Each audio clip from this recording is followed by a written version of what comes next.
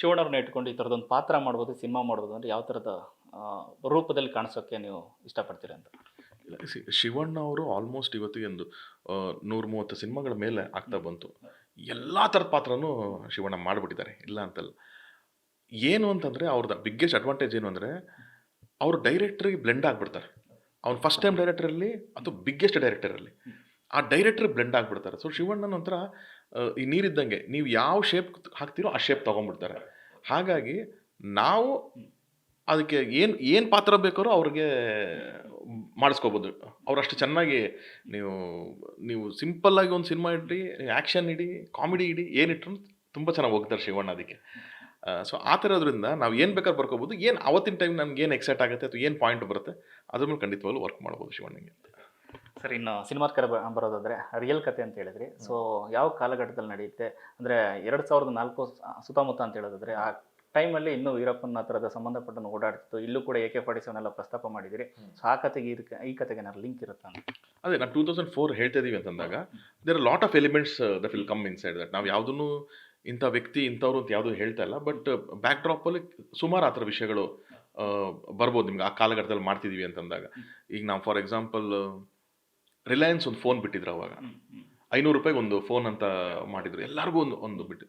So ಅದು ಕೂಡ ತುಂಬ ಇಂಪಾರ್ಟೆಂಟ್ ಒಂದು ಪ್ಲೇ ಮಾಡುತ್ತೆ ನಮ್ಮ ಸಿನಿಮಾದಲ್ಲಿ ಅವತ್ತಿನ ಟೈಮಿಗೆ. ನಿಮಗೆ ಜ್ಞಾಪಕ ಇದ್ದರೆ ಅದು CDMA ಅಂತ ಒಂದು ರಿಲಯನ್ಸ್ ಅವ್ರು ಬಿಟ್ಟಿದ್ರು. ಫಸ್ಟ್ ಟೈಮ್ ಮೊಬೈಲ್ ಎಲ್ಲರಿಗೂ ಅಲ್ಲಿವರೆಗೂ ಅದು ತುಂಬ ಹೈಯರ್ ಅಪ್ಪರ್ ಕ್ಲಾಸಿಗೆ ಮಾತ್ರನೇ ಅದು ಅಂತ ಇದ್ದಿದ್ದ ಮೊಬೈಲು ಎಲ್ಲರಿಗೂ ಈಸಿ ಆಕ್ಸೆಸಬಿಲಿಟಿ ಬಂತು. ಸೊ ಅದು ಕೂಡ ಒಂದು ಪ್ಲೇ ಮಾಡುತ್ತೆ. ಆ್ಯಂಡ್ ನೀವು ಅಬ್ಸರ್ವ್ ಮಾಡಿದ್ರೆ ಕ್ವಾಲಿಸ್ ಗಾಡಿ ಇದೆ ನಮಗೆ ಅದ್ರಲ್ಲಿ ಫಿಲಮಲ್ಲಿ. ಸೊ ಅದಾಗಿರ್ಬೋದು, ಈ ಥರ ತುಂಬ ಎಲಿಮೆಂಟ್ಸ್ಗಳು ಅವತ್ತಿನ ನ್ಯಾಪ್ಸೋ ಅಂತ ಹಲವು ವಿಷಯಗಳು ಬರ್ತದ್ರಲ್ಲಿ. ತರುಣ್ ಅವರ ಒಂದು ವಿಚಾರದಲ್ಲಿ ಇಷ್ಟವಾಗೋದಂತಂದರೆ ಕತೆ ಹುಡುಕುವಂಥ ಜಾಗಗಳು ಪ್ರಾದೇಶಿಕವಾಗಿ. ಯಾಕಂದರೆ ಒಂದು ಜಾಗಗಳನ್ನ ನೆನ್ನೆ ಅಷ್ಟೇ ಕೇಳ್ತಾ ಇದ್ದೆ, ಒಬ್ಬೊಬ್ಬರು ಒಂದೊಂದು ಜಾಗಗಳನ್ನ ಇಷ್ಟಪಟ್ಟು ಆ ಕಡೆ ಸಿನಿಮಾ ಮಾಡ್ಕೊಬಿಡಿದೆ. ಕರಾವಳಿ ಅಂದರೆ ಶೆಟ್ರು ಒಂದು ಬಳಗ, ಅದ್ರ ಬಿಟ್ಟು ಉತ್ತರ ಕರ್ನಾಟಕ ಒಂದಷ್ಟು ಜನ. ಅದನ್ನು ಹೊರತುಪಡಿಸಿ ನೀವು ತಗೊಂಡಿರುವಂಥ ಸೋಲ್ ಅಂದರೆ ಈ ಕಡೆದು ಒಂದು ಭಾಗ, ಹಳೆಯ ಮೈಸೂರು ಪ್ರಾಂತ್ಯದ ಒಂದಷ್ಟು ಕತೆ ತಗೊಬರ್ತೀರಿ ಯಾವಾಗಲೂ. ಸೊ ಯಾಕೆ ಅಷ್ಟೊಂದು ಎಕ್ಸೈಟ್ ಮಾಡ್ತಾರೆ ಆ ಥರ ಜಾಗಗಳ ಕತೆಗಳು ನಿಮಗೆ ಅಂತ? ಅಂದರೆ ಲೋಕ ಏನು ಹೇಳಬೇಕು ಅಂತ, ನನಗೆ ಕರ್ನಾಟಕದ ಯಾವ ಪ್ರಾಂತ್ಯದಲ್ಲಿಂದನೂ ಅದ್ಭುತವಾದ ಕಥೆಗಳಿದೆ. ಏನು ಅಂತಂದರೆ ನಮಗೆ ಅದ್ರ ಬಗ್ಗೆ ನಾಲೆಡ್ಜ್ ಇರಬೇಕು ಅನ್ನೋದು. ಈಗ ಹೇಗೆ ಕರಾವಳಿ ಸಿನಿಮಾಗಳ ಬಗ್ಗೆ ಒಂದಷ್ಟು ಜನ ಮಾಡ್ತೀರ ಅಂತಂದಾಗ ಅದು ರಿಷಬ್ ಅವರಾಗಿರಲಿ, ರಕ್ಷಿತ್ ಅವರಾಗಿರಲಿ, ಅಥವಾ ರಾಜ್ ಆಗಿರಲಿ, ಏನು ಅಂದರೆ ಅವರು ಅದನ್ನು ಹತ್ತಿರದಿಂದ ನೋಡಿದ್ದಾರೆ. ಹಾಗಾಗಿ ಅದನ್ನು ತೋರಿಸೋದಕ್ಕೆ ಅವ್ರು ಸಖತ್ ಈಸಿ ಅವ್ರಿಗೆ. ನಮ್ಗೆ ಆ ಕಡೆ ಗೊತ್ತಿಲ್ವಲ್ಲ, ಸೊ ನಾವು ಅದು ಮಾಡೋಕ್ಕಾಗಲ್ಲ. ಈಗ ನನಗೆ ಉತ್ತರ ಕರ್ನಾಟಕ ನಾನು ತುಂಬ ಹತ್ತಿರದಿಂದ ನೋಡಿದಂಥವ್ನು ನಾನು.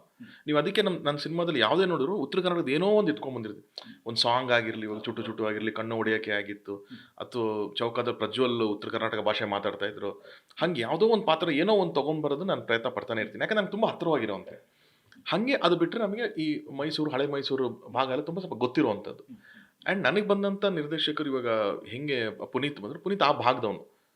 ಸೊ ಅವನು ಅದನ್ನ ಕತೆ ತೊಗೊಂಬಂದ ತಕ್ಷಣ ನನಗೆ ಹೌದಲ್ಲ, ಈ ಥರದೊಂದು ಬ್ಯಾಕ್ ಡ್ರಾಪಲ್ಲಿ ಹೇಳ್ಬೋದು, ನಮಗೆಲ್ಲ ಗೊತ್ತಿರುವಂಥದ್ದು. ಈಗ ರಿಷಬ್ ಅವ್ರು ಕೂಡ ಯಾವುದೋ ಒಂದು ಟೈಮಲ್ಲಿ ನಮಗೆ ಕಾಂತಾರ ಥರ ಒಂದು ಕತೆ ಹೇಳಿದರೆ ಬಹುಶಃ ನಾನು ಅಷ್ಟೇ ಎಕ್ಸೈಟ್ ಆಗ್ತಿದ್ದೇನೆ. ಹೌದಲ್ಲ, ಈ ಥರದ್ದು ಅದ್ಭುತವಾದಂಥ ಒಂದು ರಿಚುವಲ್ ಇದೆ ಇಲ್ಲಿ, ಅದು ತುಂಬ ಜನಕ್ಕೆ ಗೊತ್ತಿಲ್ಲವಲ್ಲ, ಎಕ್ಸೈಟ್ ಆಗುತ್ತೆ ನೋಡೋದಕ್ಕೆ ಸ್ಕ್ರೀನ್ ಮೇಲೆ ಅಂತ ಹೇಳ್ತಿದ್ವೇನೋ ನಾವು. ಹಾಗೇನೆ ಇವ್ನು ಹೇಳಿದ ತಕ್ಷಣ ಚೆನ್ನಾಗಿದೆಯಲ್ಲ ಪುನಿ, ಇದು ನಾವು ಹೇಳೋದಕ್ಕೆ ಕತೆಯಾಗಿ ಹೇಳೋದಕ್ಕೆ ಚೆನ್ನಾಗಿರುತ್ತಲ್ಲ ಅಂತಂದ್ರೆ ಅದು ನನಗೆ ಎಕ್ಸೈಟ್ ಆಗಿದ್ದು. ಸೊ ಇವತ್ತು ನಮ್ಮ ಕರ್ನಾಟಕದಲ್ಲಿ ಹೊಕ್ಕಿ ತೆಗೆದ್ರೆ ಅದ್ಭುತವಾದಂಥ ಕತೆಗಳಿದೆ. ಸೊ ಆ ರೂಟೆಡ್ ಕತೆಗಳ ಇವಾಗ ಒಂದು ಟ್ರೆಂಡ್ ಚೆನ್ನಾಗಿದೆ, ಅದಕ್ಕೆ ಜನ ಅದನ್ನ ಇಷ್ಟಪಡ್ತಿದ್ದಾರೆ ಅಂತಂದಾಗ ಖಂಡಿತವಾಗ್ಲೂ ಅದು ಮಾಡೋದು ನನಗೂ ಖುಷಿ ಆಗುತ್ತೆ.